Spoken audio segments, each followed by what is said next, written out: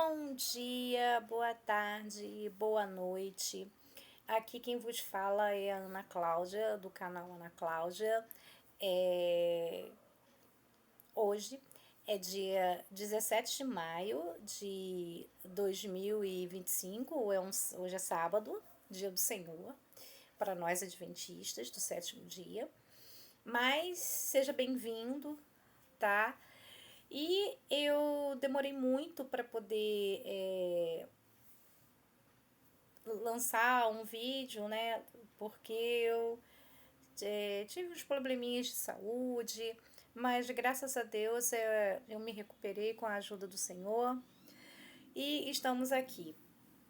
O último vídeo que eu gravei foi no dia 9 de novembro de 2025, um dia depois do meu aniversário.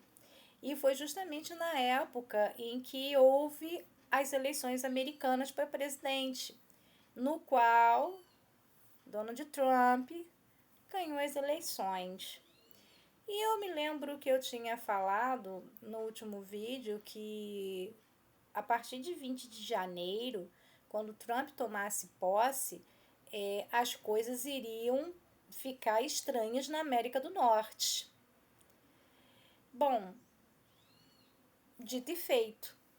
O Trump, deu ele tomou posse no dia 20 de janeiro de 2025 e assinou a partir dali várias ordens executivas, como ele tinha dito em sua campanha que ele ia fazer isso. Pois bem, numa dessas ordens executivas que ele assinou foi tirando das Forças Armadas pessoas transgêneras, ou seja, pessoas transgêneras são pessoas que nascem com seu sexo biológico, mas elas se identificam com o sexo oposto. Por exemplo, se você é um homem biologicamente, e se você não se acha um homem, você se acha uma mulher, ou uma mulher se acha um homem, vice-versa. Esse é o transgênero. Muito bem. Então, transgêneros estavam servindo nas Forças Armadas. E ele fez uma ordem executiva dizendo que ficaria proibido as Forças Armadas, né, vamos dizer assim, né, proibido, você acha que seria uma palavra muito forte, não seria mais permitido, vamos dizer assim, que transgêneros não participariam mais das Forças Armadas. E muita gente que era transgênero tiveram que sair das Forças Armadas. E foi um bafafá danado, aquela coisa toda, veio um monte de coisa, crítica, essas coisas todas. Pois bem, quando chegou no meado do mês passado, abril, entre final de março e meado de abril, mais ou menos, a Suprema Corte dos Estados Unidos acabou endossando essa ordem executiva do Trump, dizendo que pessoas transgêneras não podiam mais participar das Forças Armadas. Olha a situação. A Suprema Corte endossou. Aquilo ali acabou sendo uma lei constitucional, praticamente, né? Ela bateu o martelo como uma lei constitucional. Então, assim, o bafafá aumentou mais ainda, né?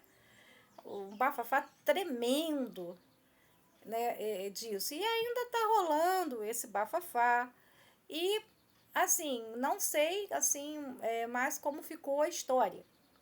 Mas acredito que ainda tá rolando. Mas como tem muita coisa acontecendo no mundo, né? Temos o problema da Rússia com a Ucrânia, temos o problema de lá no Estado de Israel e das guerras. Então, assim, estão tentando de alguma forma conter, né, as guerras, né? No caso, a ONU, infelizmente, falhou nesse sentido, que muitos estão dizendo que a ONU falhou, né? E o próprio Papa Francisco, ele mesmo abriu a boca para falar que a ONU falhou nesse sentido. E muita gente falou que só um líder moral, como o Papa Francisco, na época, né, poderia fazer com que o cessar-fogo terminasse. Era o que muitos estavam falando. Pois bem, tivemos aí, né, em abril, a Semana Santa, né, uma Semana Santa que coincidiu, né, ser comemorada no mundo todo, né, porque a Igreja Católica está em ano de jubileu, né, então, no domingo de Páscoa, né, o Papa Francisco, ele apareceu já muito doente, debilitado, falou algumas palavras e pediu para o assistente terminar lá fazendo a missa lá, ele acenou para todo mundo, aquela coisa toda, mas ele estava muito bem debilitado. E por incrível que pareça, antes do Papa Francisco aparecer para o povo no domingo, ele andou internado em fevereiro. Ele não estava muito bem de saúde e até estava se cogitando aí, dentro do Vaticano, uma renúncia do Papa Francisco por causa dos problemas dele de saúde. E ele ficou dentro do hospital ainda trabalhando, né? Fazendo a sua função lá como Papa, né, no Vaticano, dentro do hospital. Então, assim, estavam esperando que ele renunciasse e ele não renunciou. Até mesmo o próprio presidente americano Donald Trump já estava na época cogitando querer já se meter num possível conclave, né, se houvesse, caso o Papa Francisco renunciasse, sabe, querendo se meter numa coisa, né, que só diz respeito à Igreja Católica nesse sentido, né, porque são eles que escolhem, né, qual cardeal, né, num colégio de cardeais que pode ser um papa, né, que eles elegem lá entre eles.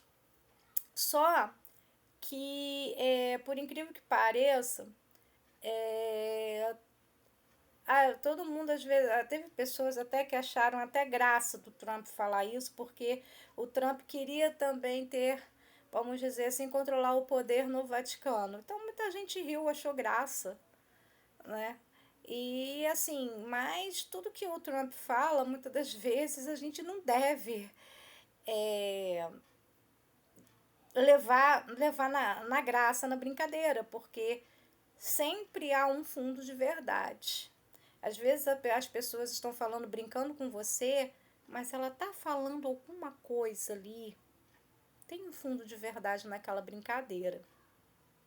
E quando você vai ver e você vai lembrar, realmente, fulano falou isso e eu não levei a sério, achei que fulano estava brincando. Às vezes isso acontece com a gente. Pois bem, o que aconteceu? Infelizmente, né, vamos dizer assim, para muitos católicos, né, porque a gente tem que respeitar os nossos irmãos católicos, o Papa Francisco veio a óbito. Mas antes do Papa Francisco morrer, quem foi visitar ele lá foi o vice-presidente americano, o DJ Vance, que é o vice do Trump e ultraconservador. E foi lá visitar o Papa, conversou com ele, e ninguém dizia que no dia seguinte todo mundo ia acordar com a notícia de que o Papa Francisco teve um AVC e veio a falecer, né? E tudo certo, chegou no dia seguinte, a notícia no mundo todo, Papa Francisco morreu. E eu fiquei assim quando eu vi a notícia nos jornais, assim, no YouTube, né? Porque tem jornal da CNN, o jornal da UOL, tudo, e até mesmo canais de televisão têm também os seus canais abertos no YouTube, né, as mídias todas, tudo falando que o Papa Francisco tinha falecido. E aí nisso realmente Francisco faleceu e eles iam ter que arrumar, né, convocar os 133 cardeais, porque agora são 133, porque Francisco nomeou 108 cardeais, que seguiam, vamos dizer assim, a linha progressista dele, e acabou sendo 133 cardeais para participar de votação de conclave, se eu não me engano, porque eu não entendo muito de conclave, assim, eu não fui a fundo, mas eu procurei, assim, ver mais ou menos como é que era, como é que funcionava, essas coisas todas, e realmente é uma coisa muito complexa. Mas eu me lembro que eu acompanhei pela CNN, aqui a CNN Brasil, o conclave, e vi que realmente eles explicavam tudo bonitinho, aquela coisa toda, então deu para entender mais ou menos como é que funcionava. Pois bem, né, isso eles estavam falando antes de haver mesmo o próprio conclave. E teve, né, o funeral do Papa Francisco, tudo. Ele faleceu no dia 21 de abril. No dia 23, quarta-feira, começou o velório dele aberto para o público. E no sábado foi o funeral dele. E todos os presidentes do mundo, né, todo, né, foram lá, né, participar do funeral. Pois bem, nisso todos os cardeais já estavam já dentro do Vaticano, porque depois que sepultou o Papa Francisco, já se começou já a ver, né, já preparar tudo para o conclave. Então, o Vaticano marcou o conclave para dia 7 de maio. 7 de maio, praticamente com uns 15 dias depois do falecimento de Francisco, mais ou menos. Pois bem, quando chegou dia 7 de maio, veio a missa lá, do conclave, aquela coisa toda, que eles abrem como a missa, né, na parte da manhã, e as votações começaram à tarde. Obviamente, claro que na primeira votação ia sair fumaça preta, porque impossível eles decidirem assim num único dia para sair um papa dali. Claro, tinha os seus favoritos ali, tinha lá a CNN falando, né, quem eram os favoritos, e tinha assim os pontos positivos e os pontos negativos. Aí eu achei interessante que tinha um rapaz na CNN que ele falava que ele era especializado nessa parte assim do Vaticano, de conclave, aquela coisa toda. Ele estava falando que existia assim muitas conversas depois do almoço. Muitas conversas depois do almoço ali, né? E que nisso acabava elegendo, né, o cardeal papável para isso. Mas o que me chamou a atenção é que quando eles estavam falando sobre cada um que estava concorrendo para ser papa, me chamou a atenção do papa americano, o Robert Francis Prevost, mais ou menos assim que pronuncia, né, o nome dele. E o que me chamou a atenção é que ele era um cardeal americano, nascido em Chicago, e ele, ele trabalhou no Peru, ele até tem até uma naturalização peruana, ele tem duas nacionalidades, né? Duas nacionalidades, a peruana também, pelo fato que ele trabalhou lá, aquela coisa toda. E o curioso é que ele foi nomeado pelo Papa Francisco como bispo em setembro de 2023. Olha que interessante. E pessoal lá da CNN falando assim, ele fez isso, mas só que o que tem contra ele é porque ele é americano. Ele é americano. E nunca teve um papa americano, porque o Vaticano não queria colocar um papa americano, com uma pessoa como um cardeal como papa americano, porque a América era uma superpotência na época, né, que tinha Guerra Fria entre Estados Unidos e a antiga União Soviética, tudo isso. Então, aí até o repórter falou assim, hoje os Estados Unidos não é mais aquela potência, e isso foi o repórter da CNN que falou, né? Então,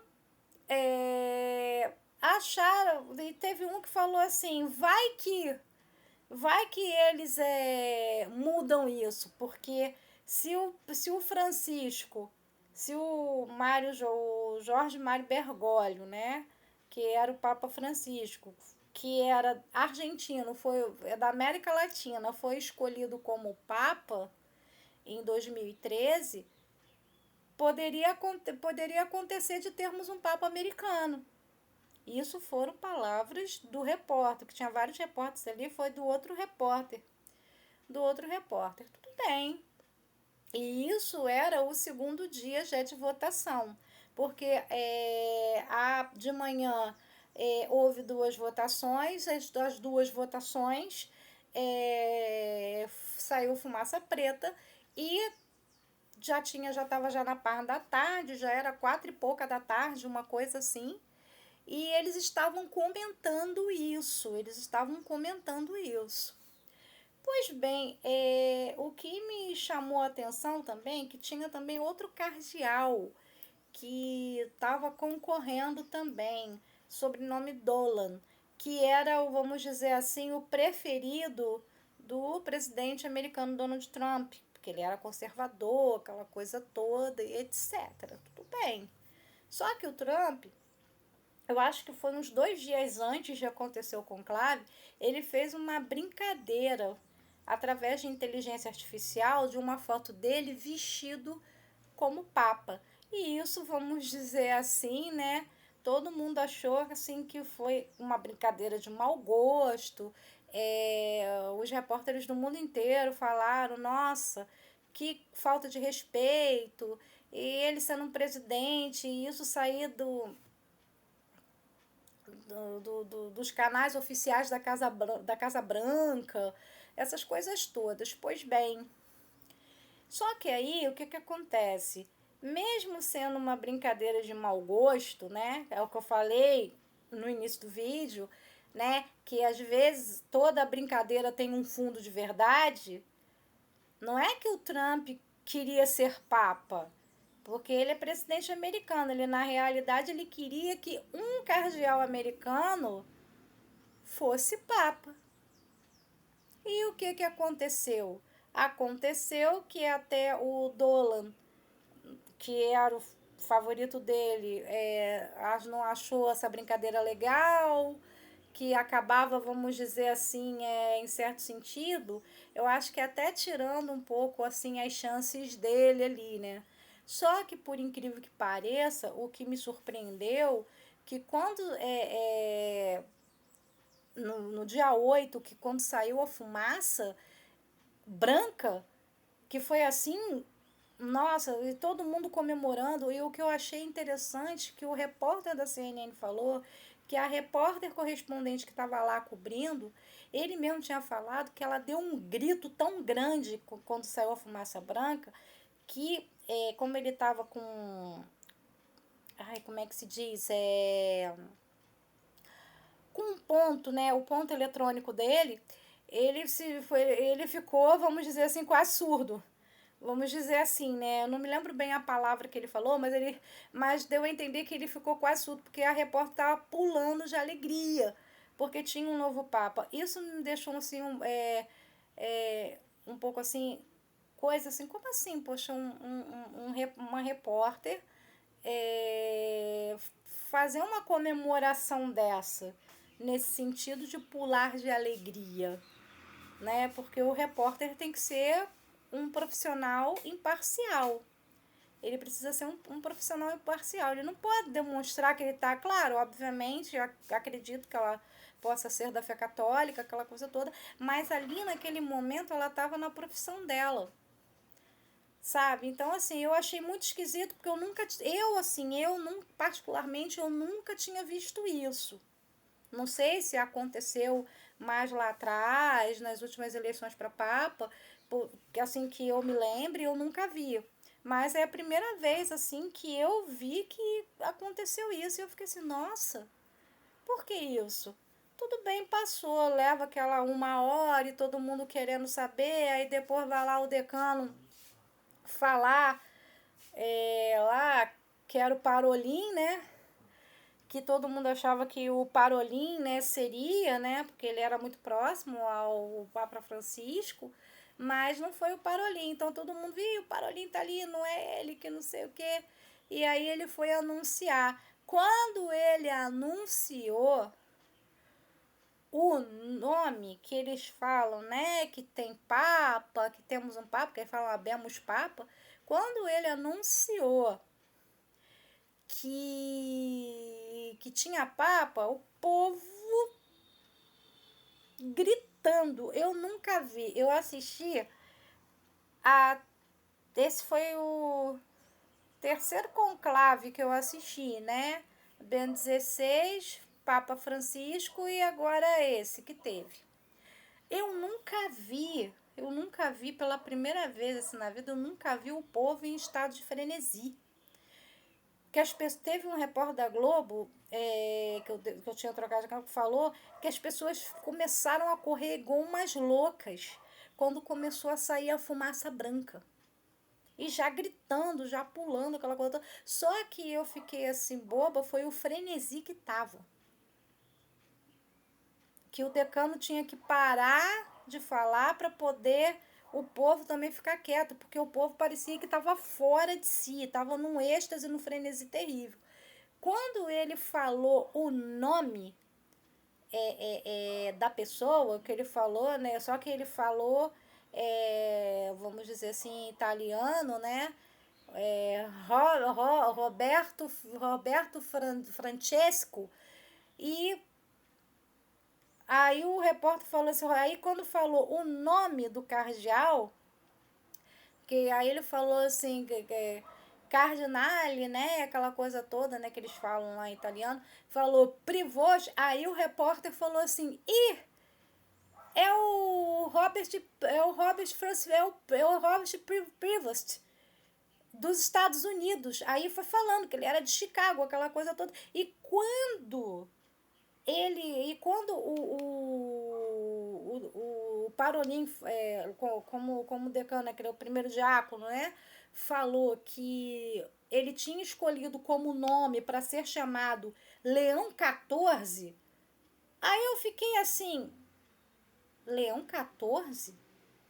Aí eu fiquei, por que Leão XIV? Né? Porque cada um escolhe. Aí depois, com o passar do tempo, que passou a eleição já, e se eu não me engano, ele vai ser, como eles falam, né, entronizado amanhã, né?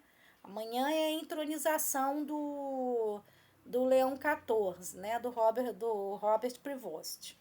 Muito bem. Só que eu acho interessante, assim, pô, mas por que ele escolheu Leão XIV? Aí ele mesmo foi falando que ele escolheu o Leão XIV por causa do Papa Leão XIII. O Papa Leão XIII, foi um papa que viveu na época de 1890. E ele escreveu uma encíclica chamada Rerum Novarum, que fala sobre o descanso dos trabalhadores, aquela parte social que tem, sabe? E ele quer seguir, isso, palavras do atual Papa, né? Eleito. que ele quer seguir a mesma linha do Papa Leão XIII, né? Que os trabalhadores precisam descansar, porque na encíclica Rerum Novarum fala do descanso dominical. E ele tá nessa mesma linha. E detalhe, o Robert Prevost, ele é considerado moderado, ou seja, ele não é nem liberal, né, progressista, e nem conservador. Vamos dizer assim, é intermediário. Pois bem, só que eu achei interessante que quando ele foi falar ao pessoal, no dia 8 lá, para lá, o pessoal lá que estava lá concentrado na Praça São Pedro, a primeira coisa que me chamou a atenção é que ele falou de paz. Que os países em guerra precisam de paz, aquela coisa toda que ele ia tentar. Então, assim, o que eu tiro disso é o seguinte, que o Francisco pavimentou tudo para que esse continuasse, finalizasse, vamos dizer assim, essa parte de trazer acertos entre as nações. Pois bem, não sei o que vai acontecer, porque o futuro a Deus pertence. O que eu sei é que as profecias estão em cumprimento. É isso que eu sei. Graças a Deus por isso. Não sei o que vai acontecer, eu só sei que a América está fervilhando, sabe? E tem coisas assim que tem saído que a gente tem que ficar, como adventistas do sétimo dia, temos que ficar bem atentos. Por quê? O Trump, esses dias, ele foi lá para o Oriente, lá para os países árabes, fazer lá acordos lá que os árabes estão investiram acho que 600 milhões, alguma coisa assim, na América, aquela coisa toda. E por incrível que pareça, eu vi o discurso do Trump e ele falando sobre paz, trazer paz, que a América está à disposição para ajudar, mas só que eles têm que decidir por eles se eles querem essa paz. Isso acabou se alinhando com o que o novo Papa eleito fala. Porque o Papa eleito falou que ele quer ser uma ponte para conseguir a paz. E a América, na pessoa de Donald Trump, está também fazendo a mesma coisa. Pois bem, não sei o que vai acontecer, tá, gente? É o que eu falei, nós estamos em tempo em que a profecia está ocorrendo, está acontecendo, em tempo de cumprimento profético. Uma coisa é certa, querendo ou não querendo, Jesus vai voltar de qualquer jeito. Você preparado ou não preparado, ele vai voltar de qualquer jeito. Não adianta dizer, porque ele vai voltar, não, gente, é engano dizer assim, tarde o meu Senhor virá. Ele não vai vir tarde, ele vai vir quanto menos a gente pensar. Então, o que eu tiro dessas reflexões, que nós temos que estar atentos, mas muito atentos, gente. Muito atento. E uma coisa que me chamou a atenção essa semana, que foi publicado no UOL, mas foi de uma revista chamada Zelote, falando dos adventistas do sétimo dia, sobre em relação à eleição do novo Papa. Citaram trechos do grande conflito, mas falaram muitas mentiras que não tem nada a ver. E assim, eu acredito que sejam pessoas dissidentes que um dia pertenceram à igreja e acabam falando mal, né? Mas, infelizmente, isso acontece. Mas o que me chamou a atenção agora também é que no canal do irmão Onésimo Muyambo, ontem, teve um vídeo que o título era o que a igreja, a igreja católica tinha um plano ecumênico para os adventistas do sétimo dia. Eu não vi o vídeo ainda, mas eu fiquei um pouco assim, com as orelhas em pé. Como assim? Porque ano passado a igreja sofreu ataques, né, isso lá na América, de revistas católicas dizerem que os adventistas estavam errados por guardar o sábado. Mas o sábado é bíblico, gente. Querendo ou não, quer você queira ou não, tá lá nos 10 mandamentos. A lei de Deus é imutável. Não adianta querer transferir o sábado para o domingo. E eles mesmos alegam que fez essa transferência, dizendo que a igreja tem autoridade para transferir o dia do Senhor. Mas se você pega a Bíblia, em nenhum momento está lá a transferência. Você vê de Gênesis a Apocalipse o sábado. Então, gente, o que eu tiro disso é que nós devemos orar muito, devemos buscar o Senhor e devemos jejuar. Jejuar muito, para que o Senhor cubra a nossa família com suas asas de misericórdia e que a gente possa levar a mensagem para todos, porque de uma hora para outra as coisas podem acontecer. Não sei quando o decreto dominical virá, não sei, mas não sei também quando que Jesus vai vir, mas sei que tanto o decreto quanto a volta de Jesus estão próximas. Então, eu peço a Deus que ilumine as nossas mentes, que o Espírito Santo ilumine as nossas mentes e que possamos estar firmes até a volta do Senhor. Ok? Fiquem com Deus. Um bom fim de semana e que Deus abençoe a todos.